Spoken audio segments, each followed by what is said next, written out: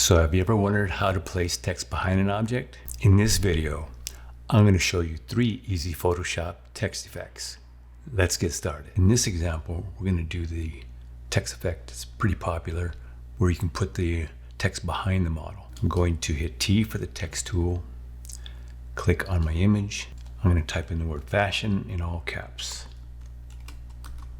I'm going to click on my check mark, use my move tool, and I want to make this text a little bit bigger. So back to my text tool and increase this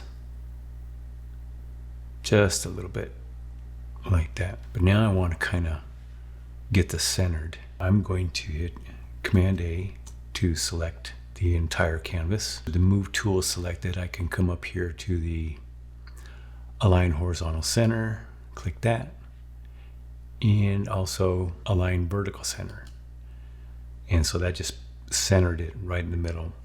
And if I hold shift and you use my move tool, I can move it up and it's constrained, and I can put it there wherever I like, and I can hit Command D to deselect that. Yeah, I'm going to turn off this text layer, select the background layer, and I'm going to make a selection around the subject. I'm going to use the object selection tool and just draw a rectangle around the model, and this will do a pretty good job. There's a couple areas here. If I hit Alt or Option and draw another rectangle right here, that area is selected. There's a smaller area right here. I'm going to hit Alt or Option. You see it turns into a minus sign, and that area got selected too. So it did a pretty good job. I'm going to come down here to the create new group icon with the selection still active, and I'm going to create a layer mask on this group. So I'm coming down here to the create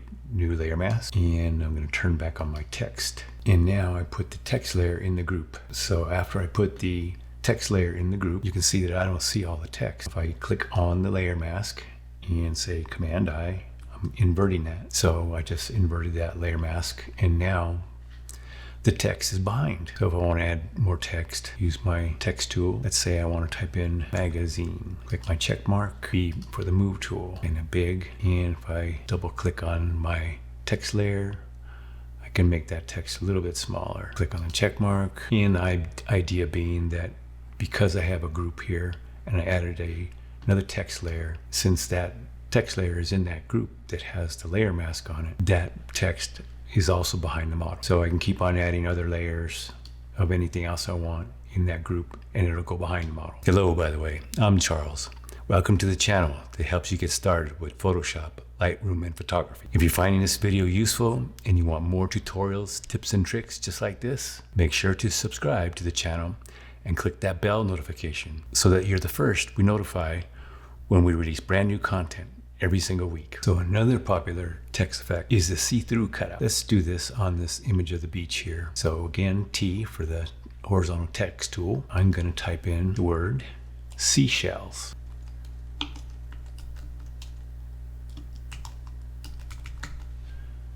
Okay, and hit my check mark. V for the move tool, because I'm going to move this down a little bit. I'm going to create a rectangle. If you don't see the rectangle tool right away, you can come over here and hit the Command key, and this menu drops down, and you can find the rectangle tool and highlight it. So I'm going to draw this rectangle right here, and I want the color of this rectangle to be white and no stroke. So a completely white rectangle. Notice I created the text and the rectangle separately. So now I'm going to move my text onto my rectangle, and let's adjust this rectangle a little bit.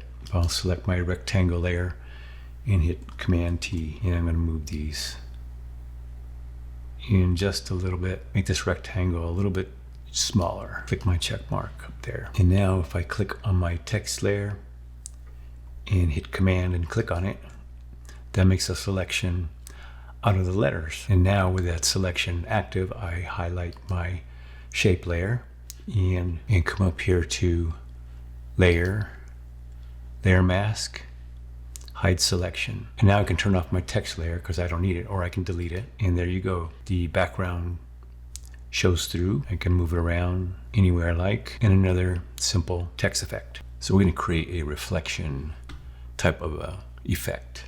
So I come up here to File, New, and I'm going to create a blank document. Make sure that it is white and it's 1280 by 720, just a choice that I made, and say Create. And I'm going to come over here and click on my horizontal type tool. And I'm going to type the word reflection, all caps.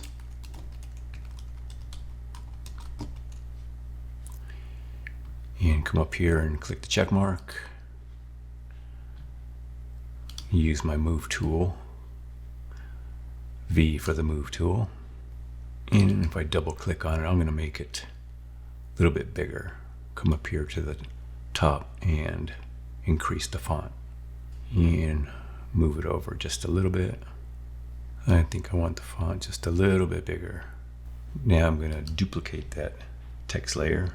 Command or Control J. Now that I duplicated that layer, I want to come up here to Edit, Transform, Flip Vertical, and bring it down just below that layer. I want to make sure that my colors are black and white over here. Hit D, and my foreground color is black, my background color is set to white. Come up here to my gradient tool, choose foreground to background, and make sure that I'm using the linear gradient.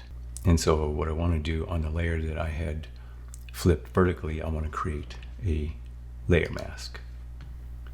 Click on that layer mask, and now click Shift and use my gradient tool, but something like that. So let's create another blank document. File, New, and I'm going to choose this custom 1280 by 720 and white background, and say Create. Come up here to the text tool, which is a T. Select the horizontal type tool. I'm going to click and type in the word shining in all caps. Click on my check mark. V for the move tool, because I want to move this over a little bit. I'm going to double click on my text and come up here to the top, make it bigger. I want to change the color, so I'll click right there at the top on the color picker. Let's make it green and say OK. Click on my check mark. I'm going to duplicate that text layer twice. Control J, Control J. And I'm going to select both those layers that I just duplicated and say Command E, which is going to merge those two layers together. With the merged layer selected, I'm going to come up here to Filter, Blur, and Radial Blur. And my settings are going to be Amount 100. Click on Zoom and Quality Good and say OK. And I'm going to do that a second time. I'm going to come up here to Filter, Blur, Radial Blur, and say OK again. So I've done that step twice. And now I'm going to select the original text layer and double click. I'm going to, under Styles, click on Bevel Emboss and Contour. And be sure I click in there so that I see my layer style parameters for this layer style. I'm going to use these settings I had already put in here. Inner bevel, smooth, depth is about 100, size 3, soften 0. Say OK. Okay, so now we have our layer style applied to the original text layer. And I'm going to select the background layer now and add a gradient fill adjustment layer. And I'm going to make sure that I have chosen foreground to background, a radial gradient, and put the scale up to something like 1,000 and say okay. And there you go, another easy text effect. Now to the question of the day. Which of these text effects did you find useful? Let me know in the comments below. If this video was helpful, give it a like and don't forget to subscribe. If you want more short Photoshop tutorials, see the ones above. And remember, it's never too late to learn. Thanks for watching. See you in the next video.